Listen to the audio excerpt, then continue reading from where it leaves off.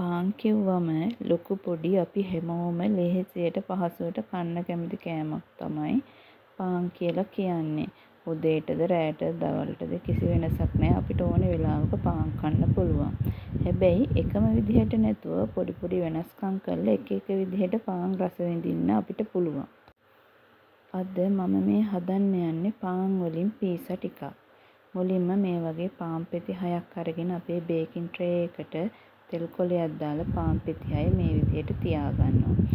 ඊළඟට මේ විදිහට ඔයාලා ගාව තියෙන සෝස් වර්ගයක් මේකට ඇප්ලයි කරගන්න. පීසා සෝස් තියෙනවා, තක්කාලි සෝස් තියෙනවා. මම අද මේ දාගන්නේ තක්කාලි සෝස්. මට තක්කාලි සෝස් ටිකක් මදි වගේ දැනුනේ. ඒ නිසා ආයෙමත් ටිකක් මේ විදිහට දාගෙන ස්ප්‍රෙඩ් කරගන්නවා. ඊළඟට අපිට මේකට ටොපින් එක හදාගන්න ඕනේ. මම අද මහ ලොකු දේවල් පාවිච්චි කරන්නේ නැහැ. ලුණු, තක්කාලි, චීස් වගේ දේවල් තමයි පාවිච්චි කරන්නේ. ඉතින් ඔයාලා අද රෑට පීසා හදන්න හිතාගෙන ඉන්නවා නම් දවල් වෙලාවේ හරි උදේ වෙලාවේ හරි මේ ටොපින් එකට ඕන දේවල් කපලා ෆ්‍රිජ් එකට දාලා තියාගන්න පුළුවන්. එතකොට හරි ඉක්මනට මේක හදාගන්න අපිට පුළුවන් වෙනවා. ලංකාවේ අපේ කෑම රටාව අනුව එක වේලක් උයන්න අපිට ලොකු කාලයක් ගත වෙනවා. දැන් ගොඩක් අය කාර්යබහුල ජීවිත ගත කරන නිසා අපි බලන්න ඕනේ පුළුවන් තරම් මේ කෑම උයන්න යන කාලය අඩු කරගන්න.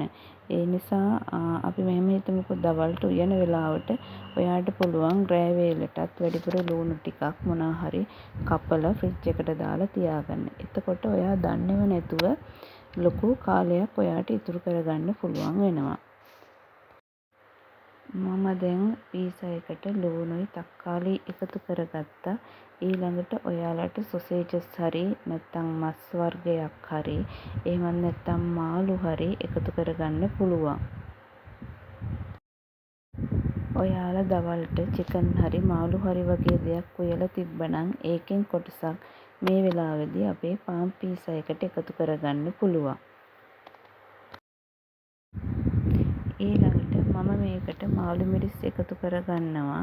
නැත්නම් ඔයාලට අම මිරිස් චූටි කෑලි වලට කපලා එකතු කරන්නත් පුළුවන්. ඒකත් ගොඩක් රසයි. එහෙම නැත්නම් බෙල් පෙපර් තියෙනවා නම් ඒ වගේ දෙයක් මේ වෙලාවේදී එකතු කරගන්න පුළුවන්. මේ වෙලාවේදී ඔයාලා ගොඩක් සැරට කන්න කැමති නම් කෑලි මිරිස් හරි ගම්මිරිස් හරි එකතු කරගන්නත් පුළුවන්. ඊළඟට මම මේ එකතු කරගන්නේ මොසරෙල්ලා චීස්. පීසා එකක් කිව්වම අපිට අනිවාර්යයෙන්ම මේ වගේ එදෙන චීස් එකක්නේ මතක් වෙන්නේ. ඉතින් මම ටිකක් වැඩිපුර මොසරෙල්ලා චීස් එකතු කරගන්නවා. ඔයාලා ළඟ ඒ චීස් එක නැත්නම් නිකන් චීස් හරි අපිට එකතු කරගන්න පුළුවන්.